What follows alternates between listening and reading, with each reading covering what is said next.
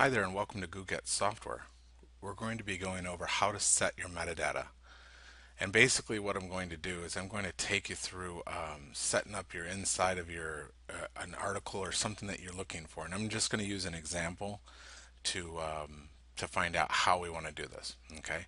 So let's go in and let's start with something first. What we're going to do is how do we want to be listed on the internet and where do we want to be listed? So what I always do is I go to Google search and I just run a little search on something. Let's say we go CMS website software and just see who comes up. These right here in this square are called ads, and as you can see over here it says ads and over here it says ads. So these ones don't count, so don't worry about these ones. They're paying to be there. But let's look at this one for a second. It says website software content management system. And so they actually broke it down by using the website software content system. So maybe I should change that as well. So what I'm going to do is I'm going to copy this text here and I'm going to start an article exactly like this because I want to be where this guy is. Even though I typed in this, I'd like to be right here. And then I could also do an article with the same title as this. So I copy my first, this is what I'm going to be my article, is how I'm going to write it.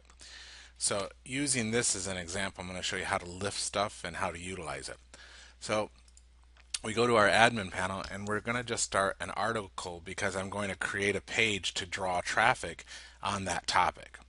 So first off, I need to paste it in here, and I want to make sure that there's no weird symbols in here because Google doesn't like it. Even though other people do it for kinesthetics, it doesn't really mean what we want it to mean. So I'm going to recopy the clean part of it and I'm going to paste it here. Okay, so this video is not really on how to write an article. It's going to be on how to get the meta tag. So I'm just going to set it here and put it centered. And so we can write this later. Noting that we're going to be using some of the terminology, we can say like also known as CMS, just like that. And we'll be talking about that later in different videos. But let's just go ahead and hit submit. And so our article should pop up right here. This is our new article. And so in this article, you'll see that there's a red mark here. Okay, and the reason why that red mark is there under meta is because the metadata isn't actually done. So what I'm going to do is I'm going to go ahead and click on it so you can see it.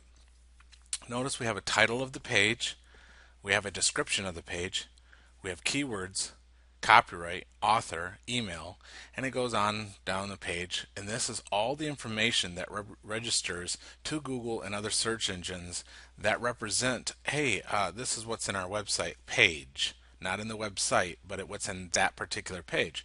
So I'm going to go and see my competition. So I click on these people and I look at their stuff. It's a nice website, it's clean. I'm going to right click and I am going to say view source, which is right here. Now if you're using different types of browser, it could be a little different. Let's look at their keywords. They have website designer, Peaches, so I'm just going to grab their keywords. It saves a lot of time. And remember that keywords are not copyrighted. They can't do anything. So they're basically, you're just creating something off of giving you an idea of something. So I'm just looking to see how they did. And look at some of their descriptions. You see their description is very long. It's inspiring website, publisher, blah, blah, blah, blah, blah, blah, blah. They're all useless words. So this particular one, even though they were number one in Google when I Googled the CMS, these guys wasted a lot of energy writing a document that nobody really cares about because they're going to be number one anyway. They didn't have to break it all down. So let's look up here at the keywords here. You can see that they did two types of keyword in their metadata, and I'm going to grab the other part of it. So I'm just going to put it all in one. We don't need it to be spread out or anything. And then I'm going to go back here at the end and let's just make sure that I probably should have put it in one full page just to make sure that they're not repeating the same thing, which I think they just did. So I'm going to undo, which is Control Z, and go back. Okay, good. I'm just going to put it right here the title of my article was, let's see here. Let me go ahead and submit this for a second. I forgot to grab that. So I'm going to grab the title of this article because I want it to be identical to what's at the top header line. And the reason why that is because Google does a cross-reference check to say, hey, is this the same as this? And we want it to be the same. So I'm going to go back into my metadata, paste that into the title right up here, and I could also do it right inside of description because they're the same concept.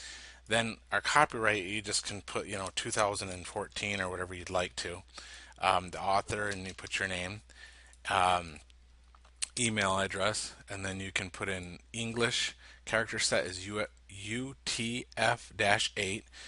Doesn't really matter if you pick the other one, but this one's the best one to be looking at. Description is global. Rating is general. You would use like mature and restricted if you had like adult content websites. Index is follow, so you want it to re-follow this, and then after 7 days or so. And then I write the word never. I'm sure there's a better answer for this, but never works for me. So that's how you would set your metadata. Now, if you notice, it's not red anymore.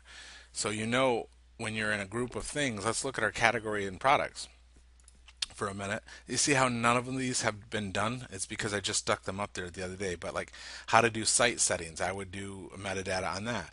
How to submit to Google, I'd put metadata there, and I would just do all the data, particular aiming for those types of categories on my products and my different things. Most websites don't allow you to control every page because one, it's tedious, two, it takes a lot of work. But to be number one in Google, you're going to need to generate the work. You're going to have to do the work. You can't just wait for it all to come and just happen. So I hope this video helps. I'm going to put it up on the Googets website. Thanks for watching, and we hope to see you in the next video.